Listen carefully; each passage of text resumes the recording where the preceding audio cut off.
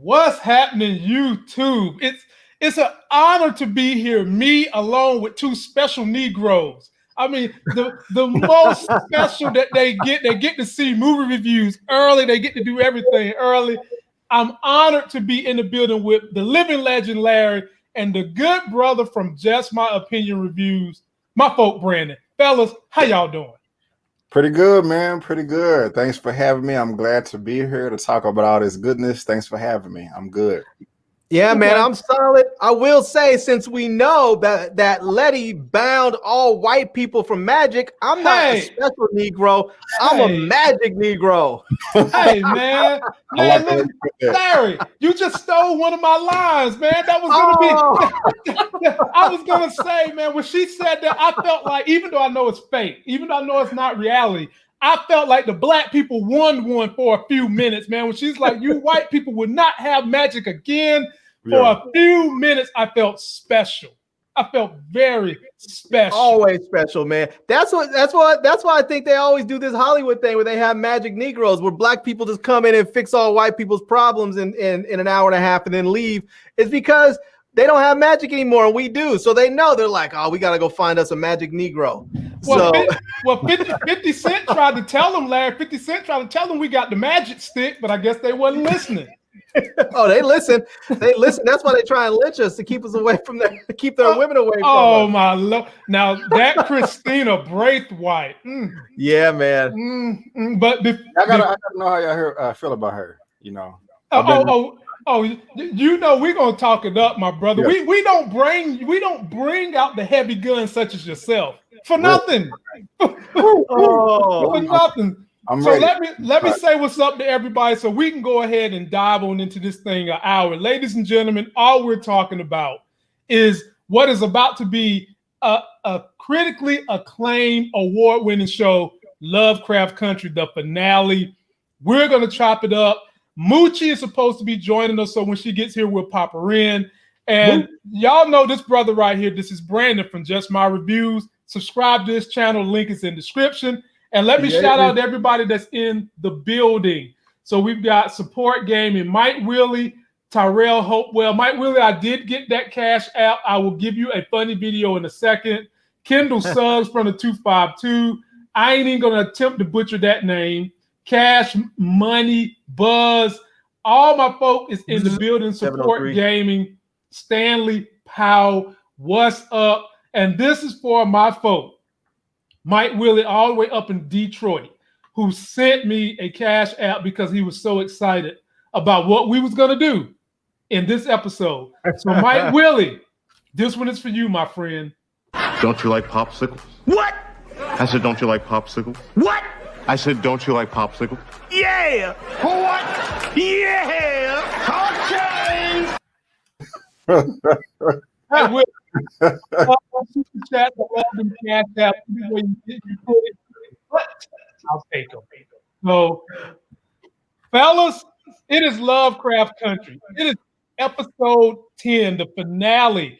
And before we dive in, let me give the people a little context. And then we just going to dive on in this thing like we doing some nudist events in the Alps. Take a look at this. All right, we're going to give it to my guest first. Brandon, summarize the finale. Tell us your thoughts and your opinions, my brother. And Wakanda forever. Yes, sir. Yes, sir. Wakanda forever. Well, guys, Killmonger, the true and righteous ruler of Wakanda. Larry, ain't nobody asked you, man. Dang, let it go. Yeah. But no, going into this, just like you showed the trailer, you know, I was very, very excited. I was like, man, it's going to be epic. It's about to go down. We got the book of names. It's going to be all types of magical powers and stuff like that, you know, but I was let down, to be honest with you. I was a bit disappointed. It was still a great episode.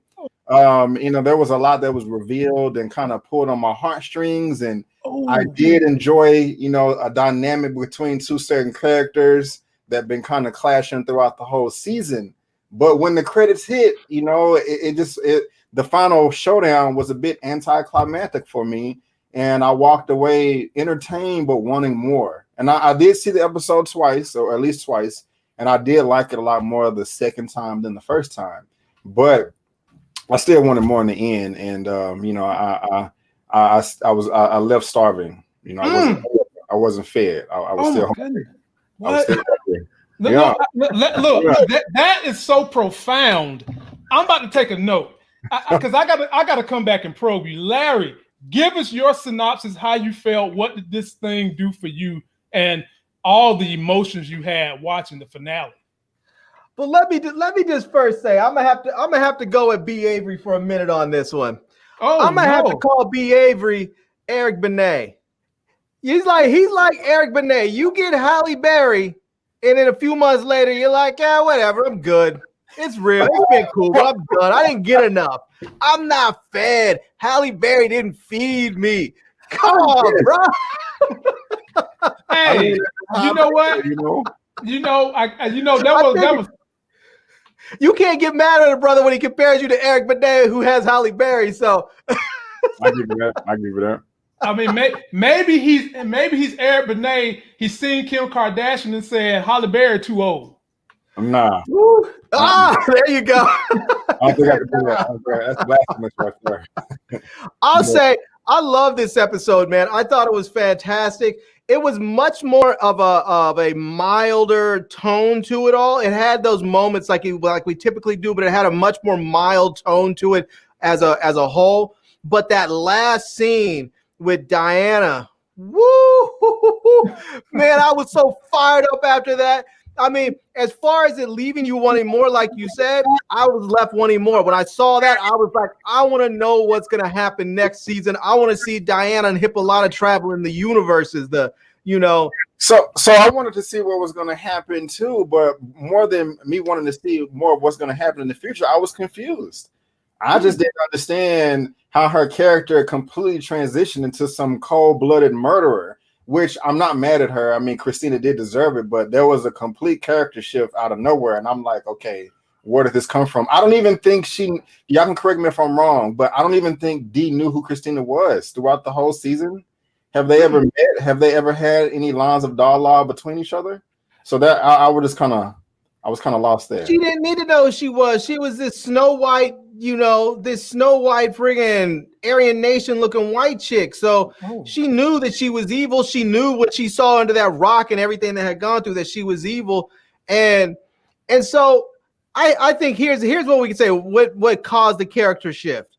We saw in the last couple episodes, her best friend in the world, Emmett Till, was murdered, and she had to go and live through the tragedy of that. And then in the midst of all of that, everybody else is running around just doing whatever, and they just see to sort of leave her alone, and she wanders off. And then that cop comes over there and puts a curse on her, and she ends up getting attacked by those demon things, and then she ends up halfway turning into one. Huh? The jigaboos. The jigaboo, right? She gets turned into one of those things, and then she comes back, and they bring her back, and then her arm is still jacked up. So Hippolyta gives her a friggin', takes her to the future or something, and gives her a bionic arm, and so she has all this sense of anger and frustration, not just at white people, but at magic as well. And because at the last scene, she said something like, "They'll never learn." And that's why she killed her. She was like, you can't leave this chick alive to figure out a way to come back. She was like, they'll never learn. So I'm just going to go ahead and do it right now and just squashed her like a bug, basically. I mean, I hate to nitpick, but that's just another reason why I have a problem with the show or the last episode. It's like, for one, I don't understand. I mean, through all the magical powers, Christina just has a bunch of rocks laid on top of her. I don't know how that happened randomly. And why would they just leave her there? Like I would have went and got some boulders and sea walked on her face or something like that. But everything that you just listed that Dee went through, I agree with you 100%. She's been through a lot. Her dad died. She felt like her mom abandoned her, and she was possessed by demons. But that still does not, for me at least, it still doesn't give me a reason why she would turn that way towards Christina. Because with all that being said, she didn't have that same mindset when she was in the car with the flashlight reading the book, and then the Shoggoth showed up. I mean, it's just like she was still innocent little Dee, but as soon as the monster showed up, I don't know, it's like that possessed her and made her cold-hearted. And that leap right there, it just I don't know. I mean, it was cool. I liked it, and I want to see more of it, but that was kind of bad writing to me. Well, don't you think that this could have been the maturation of Dee starting from the last 3 episodes to this point? Because like you mentioned that, her mom had kind of left her distant, her dad was dead, and the mom even said to her during this episode, things heal in time, and I'm paraphrasing here. Right. And Dee was still somewhat bitter because she felt like mom had abandoned her and her arm was messed up. Now, if you guys can remember, they did call Christina to try to fix Dee, and Christina basically said no. I mean, the best I can do is a little bit of spells, and that's all I can really do. I'm not going to be able to change it forever. And maybe she was holding that grudge. Plus, that book that Dee was reading has some kind of a lineage to the story itself. So that was the book that Atticus brought back from the future. So that was that was the book that Atticus brought back. So she was reading her own history. Right. Right. And so that makes a little more sense. Right. And so but even if that does make sense, it still doesn't. I'm with you on this part. It still doesn't make sense as to why Letty and the crew didn't kill Christina on the spot. Right. I think they didn't do it. Well, there's a couple reasons. One, story-wise, they didn't do it so they can let Dee do it because they needed to show Dee with this new sense of herself and her new sort of ruthlessness. They needed to do that story-wise. But also, I think they didn't do it for themselves internally because they no longer felt that she was a threat because they bound magic away from her. So they no longer viewed her as a threat. So they figured she'll just leave her sitting there and she'll die on her own. Man, I can't give you that one because the first thing you just listed, they didn't do it because they wanted Dee to do it. Like what that's not from them. I didn't think they wanted to. I don't think they left. I don't think Letty and them left her there so Dee can do it. I think the writers left them there so Dee could do it. But I think the characters left her there because they no longer viewed her as a threat. But as we saw when Dee went up there, Dee was like, they'll never learn, and just was like took her out. I mean, I feel you there as far as they leaving her there because she's no longer a threat. They have all the power she doesn't. But at the same time, some people feel like Christina is like a racist white supremacist. Some just think she's selfish. I think she's an evil racist white supremacist. They don't like taking L's. Even if they did take the magic away from her, she's still a threat, can come and stab you while you're asleep or shoot you in the face or something like that.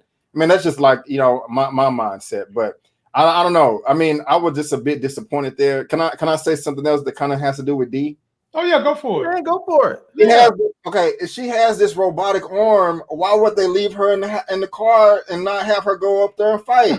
I mean, now that's the one part I had issues with. Now that is something I had an issue with. Going around her just haymaking everybody, but she's in the car reading a book, and I mean, you got a pet Shogun here that you're not using. I mean, I don't know. At the end, well, can we? I was going to talk about another episode, but.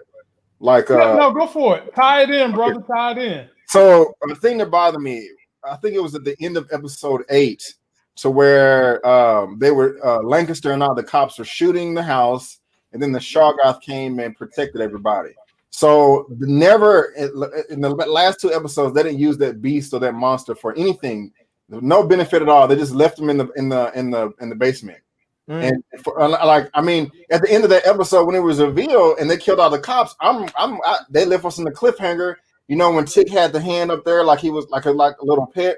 I was like, man, at the very beginning of the episode, I cannot wait to see the aftermath of this. Like, what was the reaction of all the people in the house? What was the reaction to all the cop cars and blood and bodies in the front? Where did the Shargoth go? Did it go back into the ground? Are they going to use it again? And that was so badass and epic, but he never came back except to protect Dee from the car and growl, with the moon in the back. And that was a badass shot. It looked nice. It was cool imagery, but it was just a waste to me. So we saw a little flash of it. Huh? We saw a little flash of it when the Fox Demon had connected all of them together. We saw a little flash of it where Atticus bound the monster to Dee. Right. I mean, like, we didn't get to see them use it as a weapon anymore. I mean, this dude can run through here and wreck shop, but they just didn't use them for some reason, and that was kind of. I think part of that. I think part of that is because those things were never really designed, as far as from my understanding, they were never really designed as offensive weapons. They were defensive weapons. They were protectors, and they only came out when the person who conjured them needed to be protected.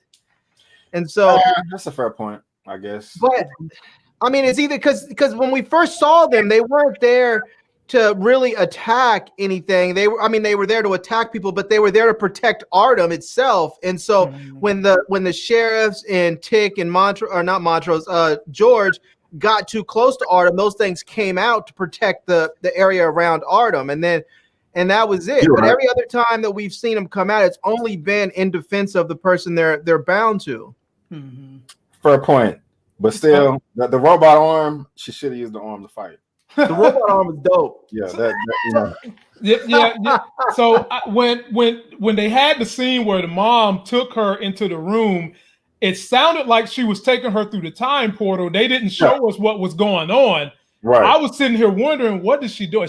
Is she putting her in time somewhere so that she can pop back out? What is she doing with her? And we find out at the very end, she gave her a Tony Stark arm. Right. I mean, literally, the only thing that thing is missing is a cannonball out the hand. That's all she's missing. It might have that. We don't know. True. It might have that. I think a lot of what they did was for setup to next season. Right.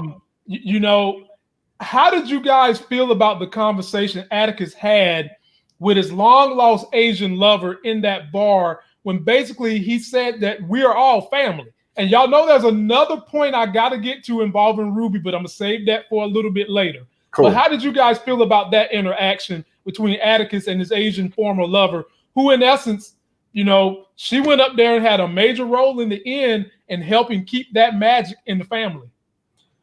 I liked it because I thought he did her dirty. You know, he initially showed up at the house and saying like, what we had, I can't remember exactly what he said, but you know, what we had wasn't shit or something. He said, "Get the F out." I was just like, bro, like that's just not right. See, like, and you left her, understandably so. She was a Kamiho, but then you started calling her. You know what I'm saying? She let you go, and you calling her, not blowing her phone up, but you hit up a few times, but then you just dissed her like this. So I was really happy when he apologized. I thought it was absolutely necessary because he just did her wrong. About the family thing, that was very interesting to me because you know she still loves him, and of course he has a relationship with Jaya, and it would have been kind of nice to see her reaction to all that. But overall, I'm glad he apologized. I thought it was very necessary. It made me respect his character a little bit more. Okay, Larry. Yeah, I thought it was interesting and on some level, but to be honest with you, I felt like that whole storyline with Jaya was just sort of, they did that whole episode with her explain who she was and how Atticus got to know her, but it was sort of, they didn't really go much more into that relationship. Right. And it all seemed a little contrived. It almost seemed like, okay, we need to use her at the end, so we need to explain why she's a part of his life. But they didn't really. I felt that was probably the weakest part of the series. And I liked her character. I just didn't think they did enough with her. I felt like she should have been more of a part of this. I agree with you 100%. Oh, go ahead. No, I was going to say, I agree with both of you guys. I would have loved for them to maybe expand just a little more on her background. But you guys know they tried to do a whole lot in the series. This is not a knock per se, but if they could have fit in a little bit more depth to the character and, you know, why I guess they tried to explain why she felt like she had these feelings of love, deep love for Atticus.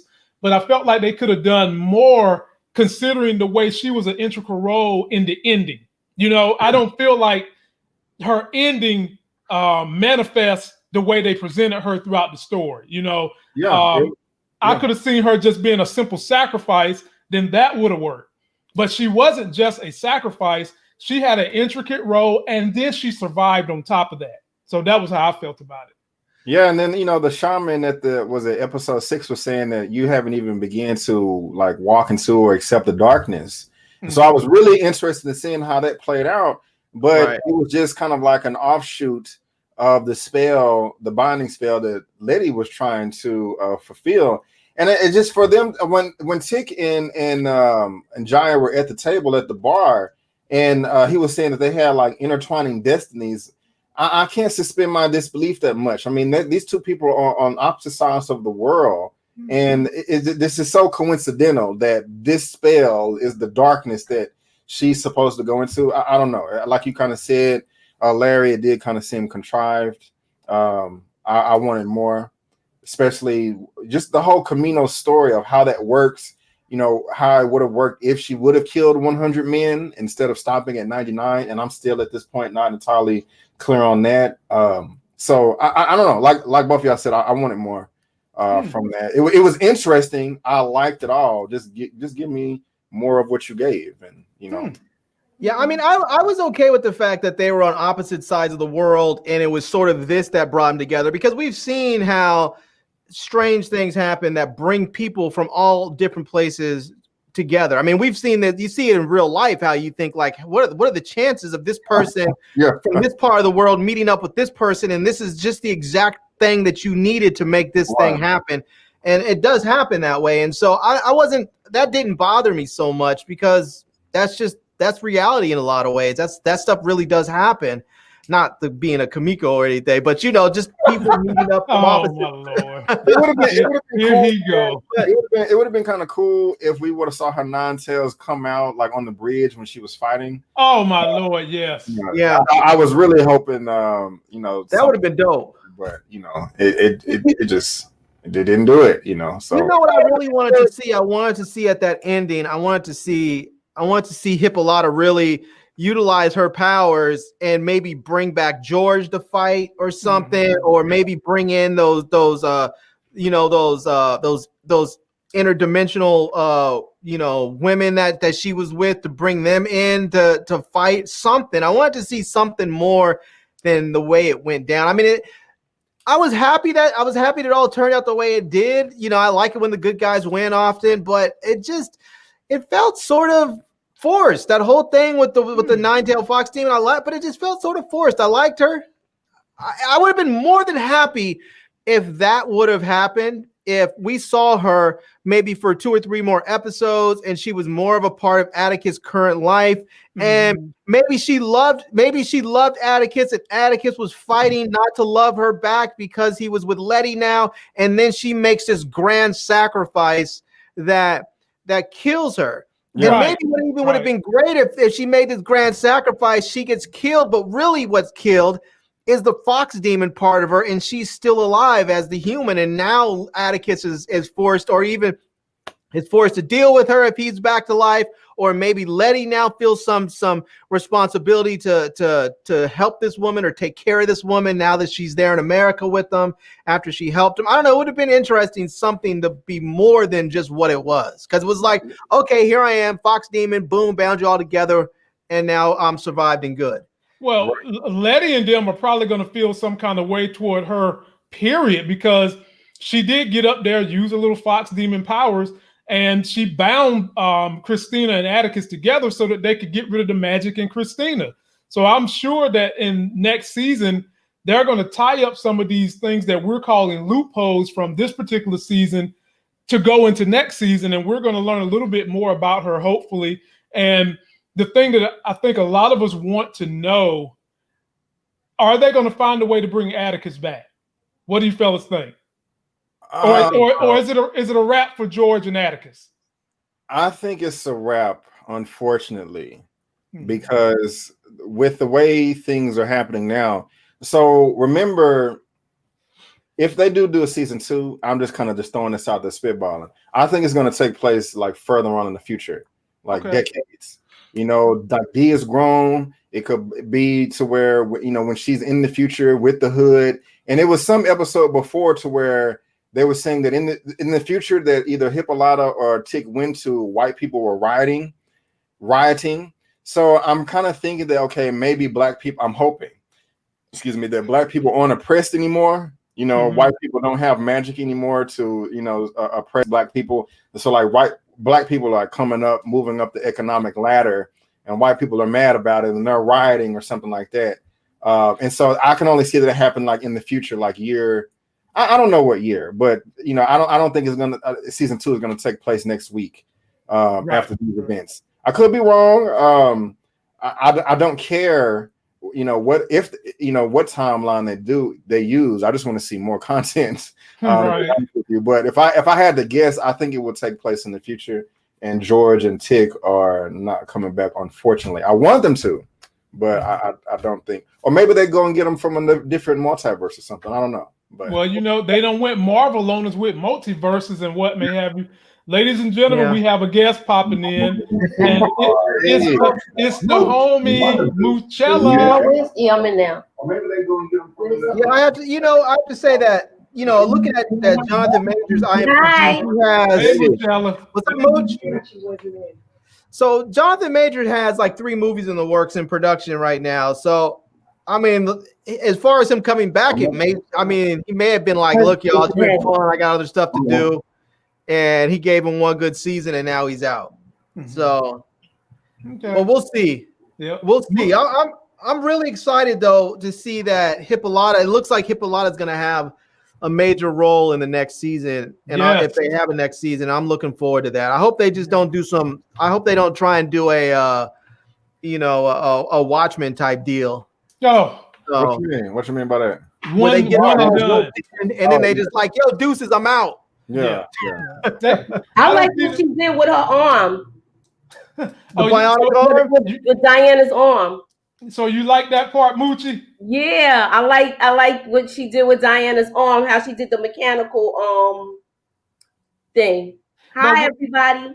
Hey, but Moochie, wouldn't you have liked for Diana to been on that bridge whipping trailer park trash ass?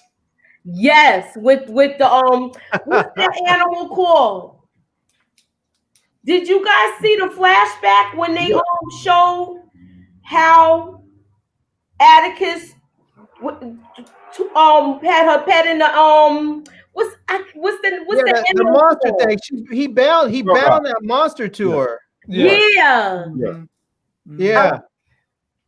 Which now I did want to say this. Go ahead. I did want to say this about Christina, because I joke and say she looks like some Aryan Nation neo-Nazi dude person or something, but in all seriousness, I don't really think that Christina was racist.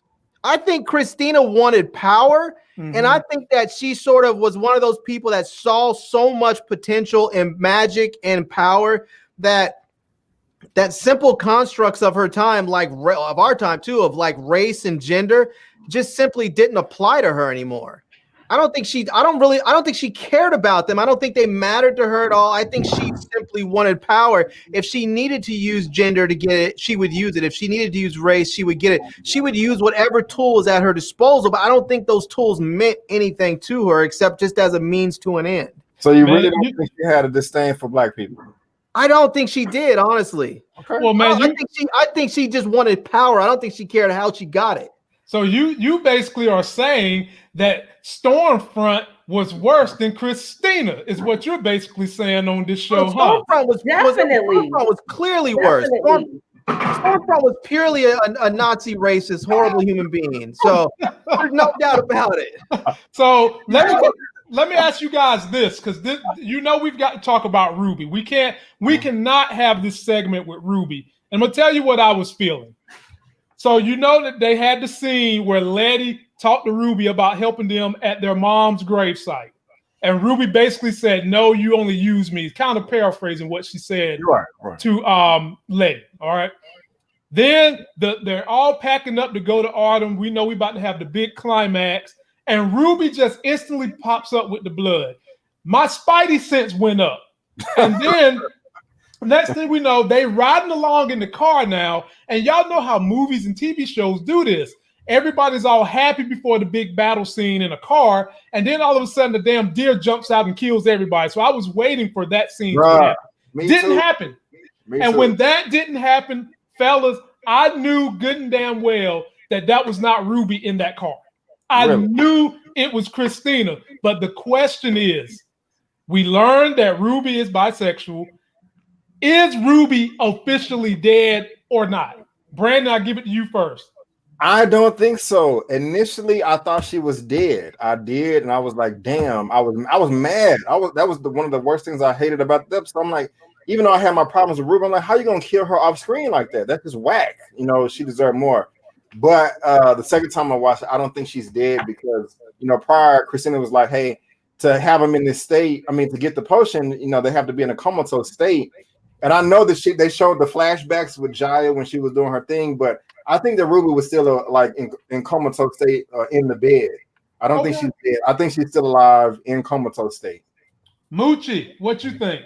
I think she's in a comatose state too because she said she had to keep them like that in order to get inside the body. So, Larry. Oh, I'm sorry, Moochie. No, that's okay. Larry, it's on you.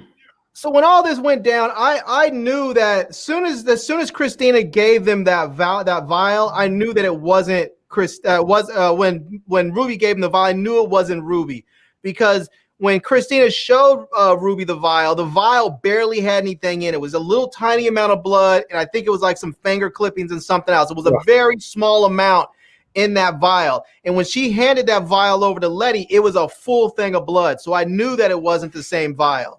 And so I was like, this is not Ruby. This is Christina in Ruby's skin. So both of y'all knew before the reveal that it really wasn't Ruby. Yeah.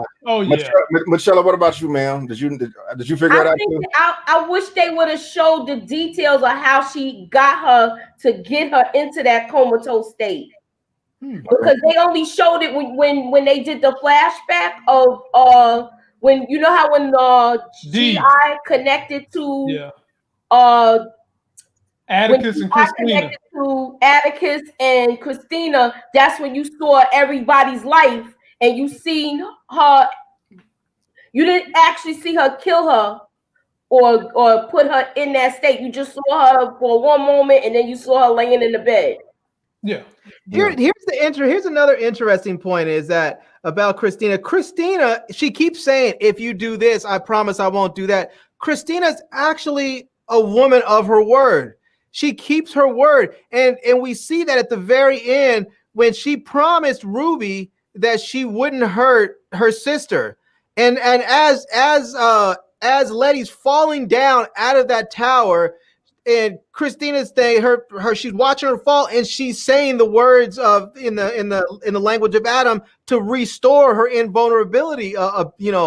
Mark on there. So we see her wake up, and when she comes back, that mark is back on there. Hold on, is that what she was did doing? Keep her word. She kept her word, and that was why, because she promised Ruby that she would not hurt her sister.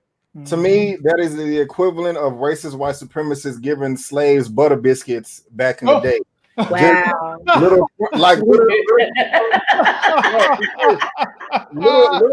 crumbs. Okay, I'll give you a little potion. I'll give you a little invulnerability, but I'm finna be immortal. You know what I'm saying? Like, we get the crumbs while you get the whole piece of the pie. Look, check this out. I guess if you're invulnerable, does that not in essence make you immortal? No, because you can still die in certain ways. Well, I mean, I'm not like a science fiction. Yes, you are. You just like me and Larry. You watch Marvel. If you're invulnerable, the only thing that can kill you, I guess, is old age. And why would old age kill you when the things that kill you with old age are, biological issues? So if you're invulnerable, is that not the same as being immortal? I can't argue with that. Yes and no, but here's the problem. You're not really invulnerable if someone knows how to remove that invulnerability. That's a good point. I don't know if the person, it seemed to me like the only person that could remove it is the person that put it on you. So it seemed to me like Letty would be best served learning how to do that herself and putting it on herself, because like her father, Christina's father, he had inner vulnerability, and the only way that he was able to have it removed is for him to remove it himself, which is what he did when he first tried to do the ritual. And so he had to remove it so that he can accept the immortality. But I think the only way that it's removed is the person who puts it on there removes it. So as long as Christina had put that on Letty is always going to be vulnerable to Christina. Well, not now, maybe because Christina's magic is gone. She's bound for magic. So I don't even know. Maybe that the invulnerability isn't even effective anymore. Maybe she has to put it on there herself now. Hold on, I gotta go back and watch it now. Y'all are telling me that when Letty was falling to her death, Christina Ruby was saying a spell to bring her back at that moment. She was saying it. No, she never had to be brought back. She said the spell to put the invulnerability back on her. So when she hit the ground, but she was never going to be dead. And then they showed the mark. She pulled up her shirt and the mark was back on her stomach. Yeah. I saw that. I didn't know how it came back. That was like, I was just confused. So I gotta go back. I'll go back and look at it. Well, that's why we see Special Negro. You gotta hang out with us regular folks. See, that's why we have these discussions so that we can explain things and put things in detail to try to make it connect for people. But you know, the whole time when they was fighting, I was thinking to myself, why is Christina fighting her fair? And now the answer was because she promised Ruby she wasn't going to hurt her. That's what she promised Ruby. And at the end of the day, would the story had changed had Letty been able to knock Christina down all the way down the tower and she would have failed? Or do you guys feel like Christina would have used some spell, get up, and still went and tried to do the spell? Oh, yeah, definitely. I kind of had a whole problem kind of with the whole plot of this episode. Like I was more rooting on with Montrose from the very beginning. He didn't even want to go through the plan. He's like, look, we got the Book of Names here. Why don't y'all conjure up a spell to where you don't have to walk into the darkness and sacrifice yourself? But no, Tick was like, no, but Hannah has been working on this for 100 years. It doesn't matter. You know, y'all, you got the birthmark. She can't find you. You know, so just go in Timbuktu. All y'all master the Book of Names, become super sorcerers, then come back or something. I mean, that. And let me touch on that a little bit, Susan. You brought up Montrose. Can we all just give dude his props? Because when he was on that bridge, he had Hippolyta, who's a damn X-Men now, and you know, and then you have Letty, who has invulnerability. And they were all going at it, and Montrose is up there just a regular old dude, throwing bows and just knocking fools out, and he still made it through with the rest of them. Yeah, but he got knocked out of the end, man. He got knocked out though. Why does the brother have to get his ass whooped? You know, like that bothered me. But yeah, he got that knockout treatment from Friday. Right. Well, they had him on a little stretcher. You know, I was like, he still made it. The rest of them have superpowers. Montrose went in there just a regular old dude. I mean, he you know, I had my problems with Montrose up and down throughout the season, but the last one, episode 9 with Wine 1921. You know, I really felt sorry for him there because it wrapped up his old character and showed how he's a product of his environment. And so I'm not trying to excuse him for beating his son, right? But at least we know that, you know, he went through the same thing, and you know, I can't judge him too much, but you know, I just understand him more. You know, they fleshed out his character in the end, and I do appreciate that. Now, Lamont, I do have to say this. I have to talk about some folks out here in the comment section, and I'm gonna talk about you too a little bit because when this season first started, I said, "Oh, Michael K. Williams' character is gonna be gay." And people said, "Oh, here you go with the gay stuff. You're being homophobic and blah, blah, blah." And I said, "No, I'm not. Every character he plays on TV and movies is gay. The dude's gay in real life, and that's what he plays all the time." And then I said also, after the whole thing with Christina and Ruby, I was like, is Ruby gay now? Is she bi now? People were like, "Oh, no, you're just being weird again. She didn't think that was a woman. She didn't know that was a woman. She thought it was a man and blah, blah, blah." And I was like, yeah, but now she knows it's a woman and she hasn't ran away. So I'm asking, is she gay or is she bi or something? And people looked at me and talked about me sideways. And now here we are seeing Ruby down with Christina. So I'm just saying, just because you guys don't recognize the signs and I do, does not make me homophobic. No, I agree with you. I didn't know he was gay in real life, but I thought he was with the girl that's a twin that be in the Tyler Perry movies. Is he? Yeah, that's what she was with him. Oh, maybe he's bisexual. Yeah, well, that could be. You know. I mean, it could rock. However, whichever way the wind blows, it open your pants. Whichever way it blows, that way. For all we know, that's how he goes. But in all, he played the hell out this role. Yeah, he did. I have to say, I'm still disappointed they brought in somebody of Courtney B. Vance's caliber and let him stay for like 2 episodes. Man. Yeah, I'm. Do you guys not think that he won't come back next season? I want him to. I hope so. He needs to. Picking up on what B. Avery said earlier, if they move the story forward and we're going to be looking for a new main character, do you think they could focus on Atticus's son as the new main character if we move the story to present day? Yeah, I think so. I think that'd be a really good idea. I don't know. For some reason, I thought of Michael B. Jordan as his son or something. I don't know why I thought of him. But yeah, it could be. Yeah, okay. That would be dope. That'd be dope. Now, so let me ask Mooch something right quick. Okay. So there was obviously throughout this entire series, there's a lot of representation for women, both black. There's some white. How did you feel about the representation for women in this? Do you feel like that women were done justice? And how did you feel about having a female villain? Because that's not something we see every day. Well, the real villain. Mind you, you're speaking for your entire gender. Yeah, she's like a man and a woman. She had her, how can I say it? She was real focused on what she wanted to do. She wanted to be immortal, and like Lamont said, she was going to do anything to get that. Mm-hmm. As far as her being a woman, yeah, I had a problem with it. Like I was, how can I say it? She couldn't get in the boys' club, so she had to be with the black people. You understand? Because they wasn't gonna let her run with them.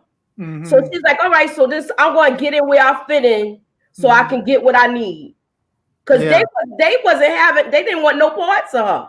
Yeah. Nope. And Moochie, you speak on something that's even deeper that historically really happened.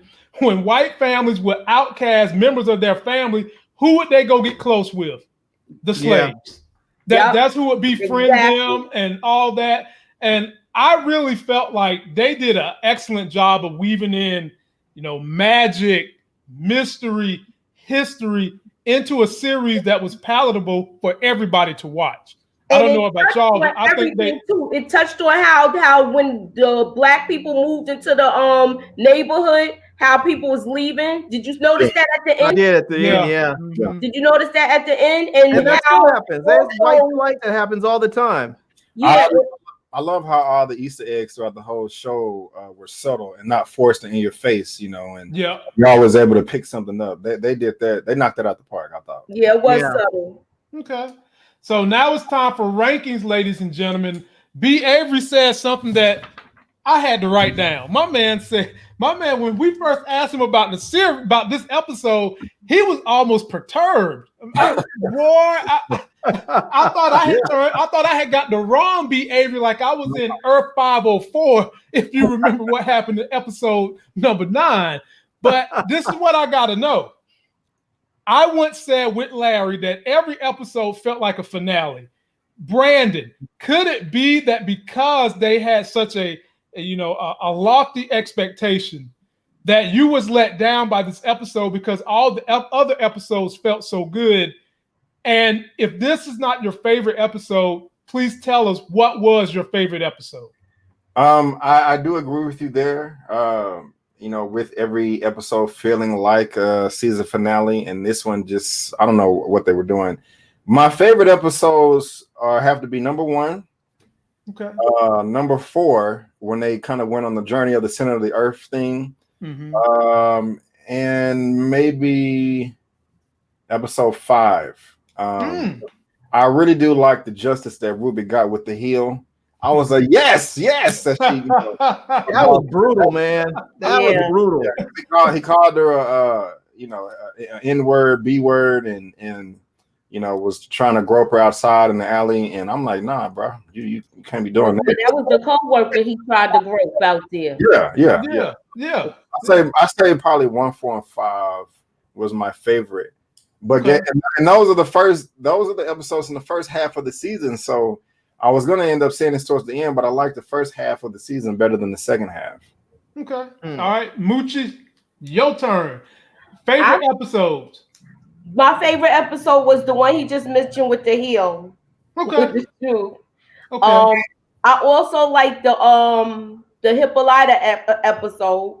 The only thing I didn't see the part where Atticus met his son and he gave him the book. Did they ever show that? No, they didn't show him meet his son. I don't think they just showed him coming back. He came back through the portal. I wish they would have showed that where he would have saw his son. And it's a lot of people in here now that's saying that they want Atticus to come back. They want them to do some type of spell to bring him back to life. And that's probably what's gonna happen. I don't know, man. I'm gonna pick back up on that after we get Larry's opinion. Larry, your top 3 episodes from this season. Now, mind you, I got to give a caveat. Those damn jigaboos could dance their ass off. They look like they should have been in A&T's marching band. I mean, they was just doing I was like, damn, make me want to go out there and dance with their asses. But it's on you, Larry. Flexible too. I know.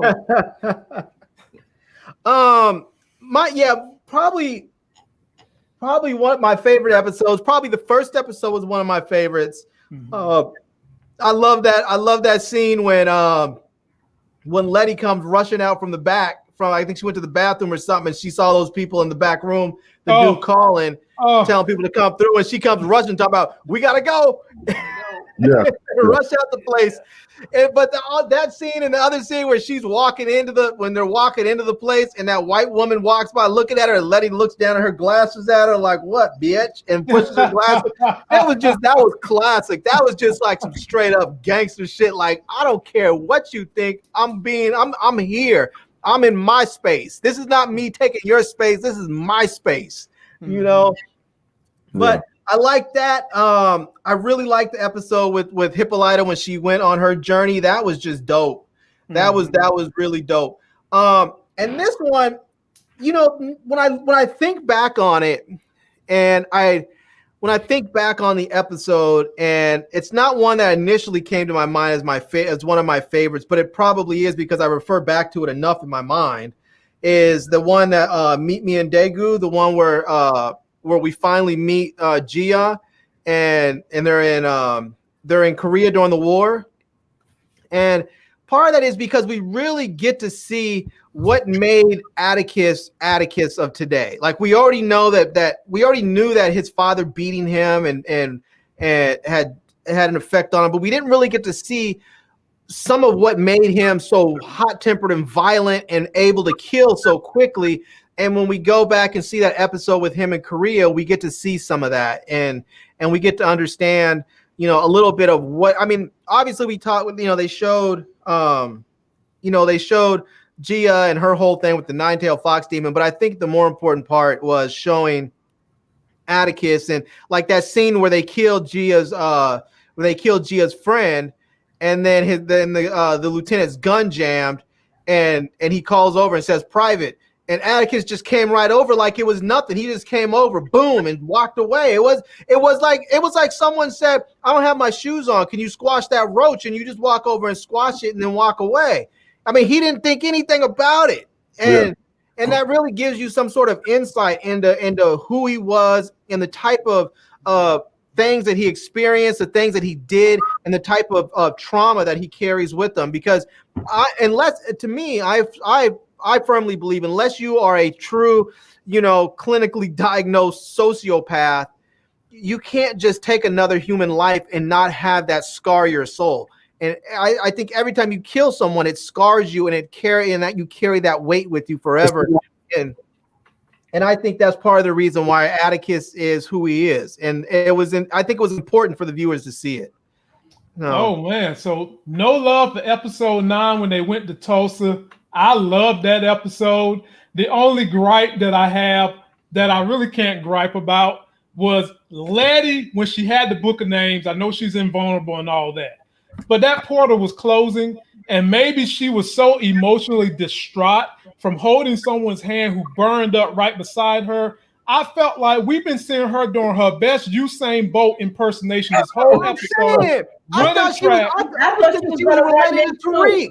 I was thinking her and Tariq have been related as much as they've been running. I mean, she was even running on the finale. She was running, and I mean that when she run, someone must coached her into run like a track star. Her hands is open. She's doing this. Her ass is got a nice stride. Oh my goodness. And then on top of that, in episode 9, she had on shoes from the future that she forgot to change when she went back to that era. So I was just like, Letty, come on, Letty. You've been running the whole episode. This is the first time they're going to have you walk. Come on, Letty. But and then they're going to do a whole hero walk in slow motion with fire behind her. And I'm like, that's a bit much. Man. I was like, man, come on, man. Well, one of the things that got me though in this last episode, I thought was badass. They just didn't fulfill it all the way I wanted. Was the ancestral plane that Anna birthed on accident? I thought that was a wonderful. She thought it was hell, but I was so happy when she realized that the flame was her rage, and she went and grabbed the fire and then handed it to Tick. I'm like, hell yeah, he finna turn into the Human Torch. You know what I'm saying? This is amazing, you know. Why did they lead us on like that? So, I really I thought he was gonna burn some mofos up, but that just didn't right. But you know.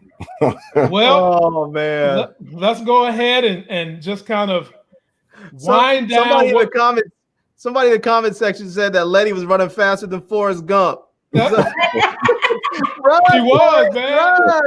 She was, man. Like, damn, she was faster than Usain Bolt. Do you hear me? She was destroying it. So, having said everything we've said about this whole entire season, and I'll start with you, Muchella. Misha Green did a great job on this series. Are we going to get a season 2? I hope so, because every show was better than the next show until it and like Avery was saying, it was winding down. So when you got to the finale, I was expecting a little something bigger. I thought that GI was gonna actually connect them to Sooner to save Tick. That's what I figured she was gonna do the tentacle sooner so Tick could be saved. Okay. Gotcha. I thought she was gonna figure it out sooner. Like, I had to watch it a second time to think that, but you know, right. I was like, if she would have connected sooner, maybe Tick would be alive. But now I'm still like, my theory is right now, I'm hoping they do a spell to bring him back. Okay. B. Avery, what are your expectations? Do you think they're going to get a season 2? Man, they have to give us a season 2, man. I would be so disappointed if they didn't, because there are so many stories that you can still tell. I want to see so much more from pretty much all the characters. Hippolyta, D, Jaya especially. And then you have this whole book of names. I mean, we only have the book of names in one episode, and that the characters were kind of rushed. I kind of thought them getting the book of names should have been like the mid-season finale. And then we could have got so much more of them just trying to, I mean, the book was thick, you know, like they've been the whole season, they've been getting by with pieces of spells on pieces of paper, but now they have a whole phone book of knowledge that's just been passed down for generations. So it would be a crime. I mean, it would just be a shame if we did not get a season 2. I thought the season 1 we could have maybe got about 3 or 4 more episodes, because towards the end things did kind of seem a bit rushed and kind of forced together. But we have to have a season 2. They would be crazy not to do it. It's just the possibilities are endless. Well, as people are mentioning in the comment section, as I get ready to pass it to you, Larry, some people are disappointed that Watchmen only got 1 season. I am in that group because I reviewed that show. But Larry, what are your hopes and prospects of them giving this show a season 2? And for me, I definitely want a season 2 because I want them to expand on Atticus's son. I'm assuming all the birthright is going to probably have to cross through him. And it would be a crime if they didn't do a season where they're showing his son. So what do you think? Well, I'll say this. I'm hoping what HBO will do with this is, considering there is a pandemic right now and production schedules are really tight and people are trying to create bubbles to do their production. I'm hoping that HBO goes ahead and greenlights a season 2 and 3 so that they can go into production of both seasons at the same time. I hope they say, take a little bit more time if you need for your writing, and let's do season. And I cannot imagine, because if you're pitching a story, and I understand that this is J.J. Abrams and Misha Green and blanking on dude's name now from us. And I ain't even gonna help you. Oh, so whatever, I'm talking about, man. I'm blanking on names.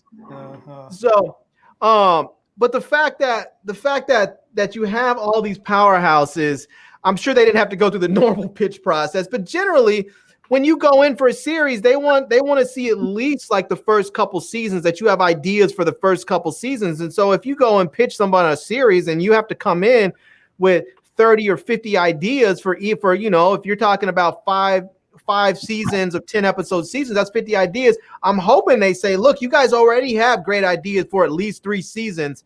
We're going to go ahead and greenlight season 2 and season 3. We want you to go in production for both of them at the same time. And then that way we know that we're going to get 2 seasons. And even if the pandemic strings on a bit, we'll have them there waiting. So have an idea. I say real quick. Yeah. You mentioned Powerhouse. That makes me think they should do the following seasons like Power. Not just have a new season, but have seasons for each episode, maybe.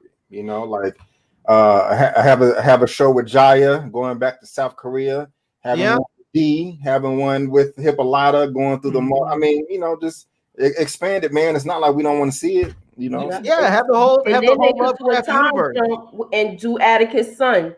Yeah, a Lovecraft, or there's already a multiverse, but yeah, a Lovecraft multiverse. Well, with them introducing that, I mean, literally, if you can keep the writing spicy, you could do this show you could do this probably longer than they did Game of Thrones, in all honesty, with them having so many different ways they can go with this particular universe. And I'm really hoping that they come back with another season.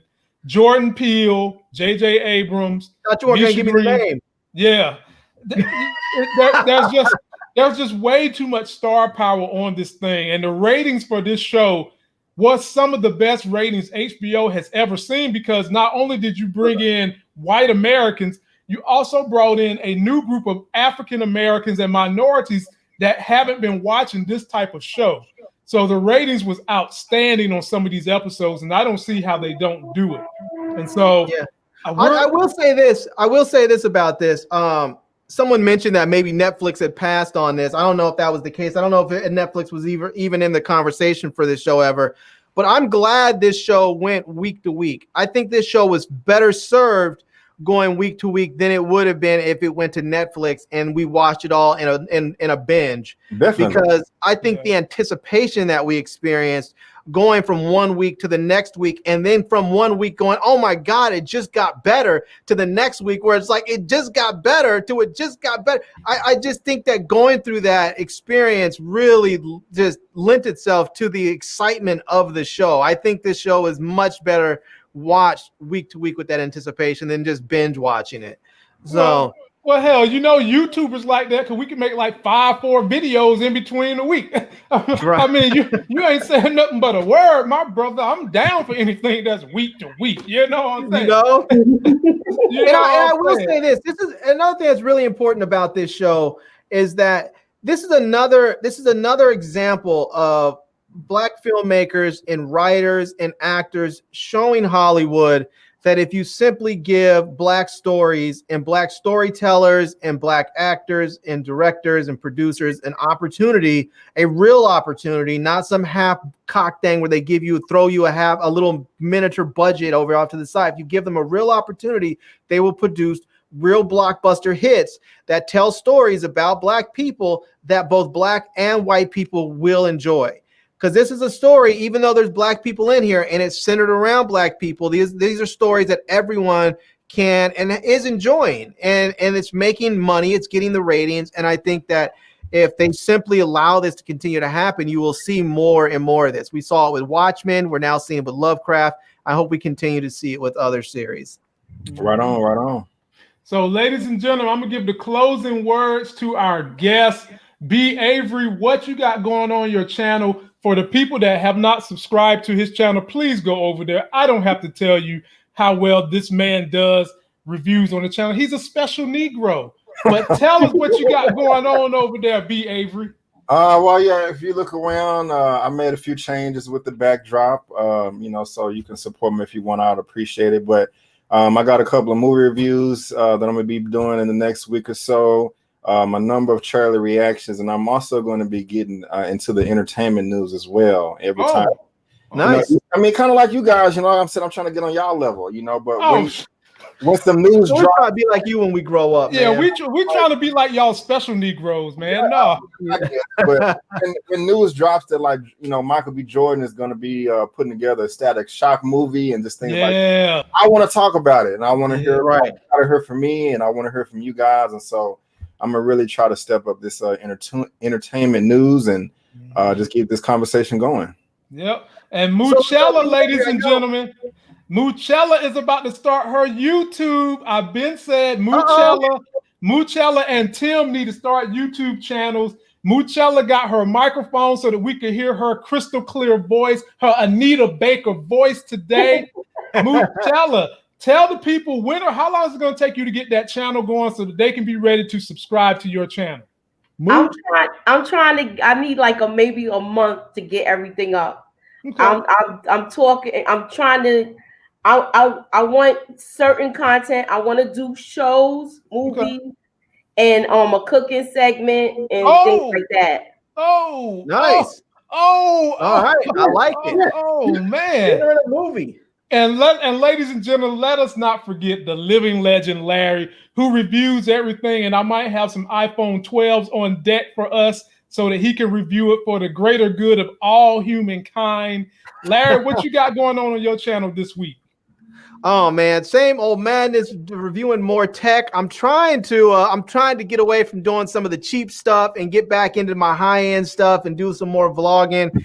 I'm trying to get out of the house more and get some vitamin D in my system with some sunshine, because I'll tell you, boy, YouTube and the pandemic will keep a brother locked up in the house.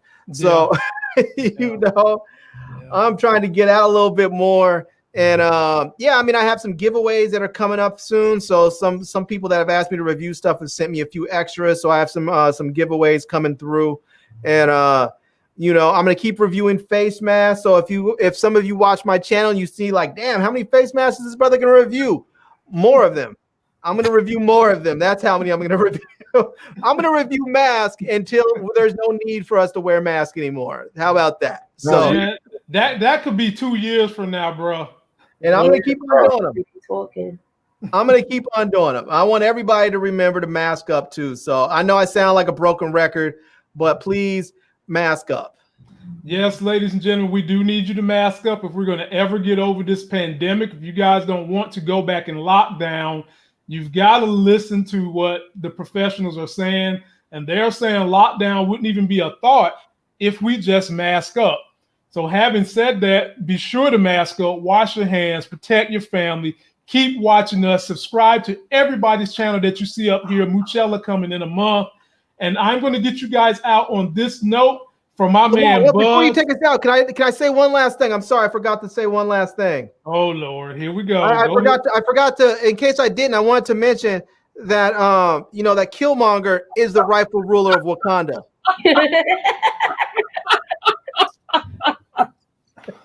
Ladies and gentlemen, disregard this man. My folk Buzz sent me a super chat. This is the last thing you'll see.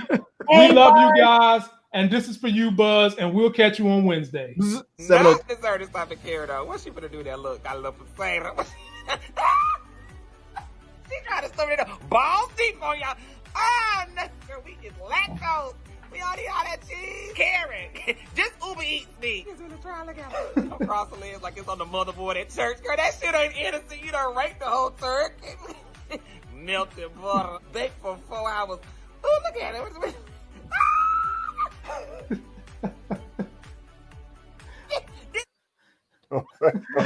And we're out, people. That look vulgar putting that cheese in there.